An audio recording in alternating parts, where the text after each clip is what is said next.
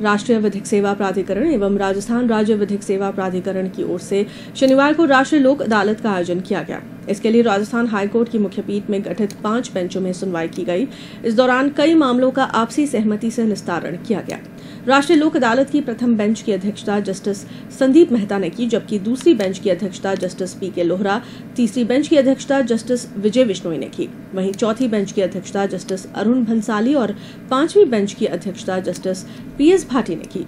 सुनवाई के लिए इन बेंचों के सदस्यों की भी नियुक्ति की गई थी।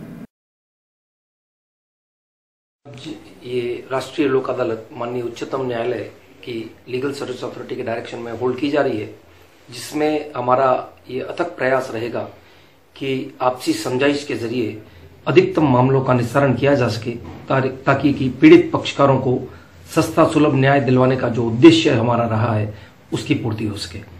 इस प्रक्रिया में हमने प्री काउंसलिंग में काफी सारे मुकदमों में पक्षकारों के मध्य इस लोक अदालत में मामले लिस्ट होने के पूर्व से ही मैं कई सारे मैटर्स सेटल कर दी हैं, जिनका फैसला जो एडमिटेड टर्म्स है कॉम्प्रोमाइज की उस पर तुरंत ही हो जाएगा। तो जो अपील, जैसे दुर्घटना भी क्लेम संबंधित जो अपीलें कई वर्षों तक लंबित रहती थी, वो एक साथ आज इस लोक अदालत में बहुत ही सूक्ष्म समय में और बिना किसी विवाद के निस्तारित की जाएंगी। इस लोक अदालत का सबसे बड़ा बेनिफिट तो ये होता है कि इसमें जो निर्णय किया जाता है उसकी आगे अपील नहीं हो सकती, और क्योंकि ये सभी पक्षकारों के मध्य हुए राजीनामे के आधार पर फैसला किया जाता है, तो सभी पक्षकार इस फैसले से संतुष्ट रहते हैं। ये सबसे बड़ा इसका बेनिफिट है। इसीलिए आपको ये बताया कि हमने प्री काउंसलिंग की एक्सरसाइज करी थी, काफी लंबे समय से चल रही है।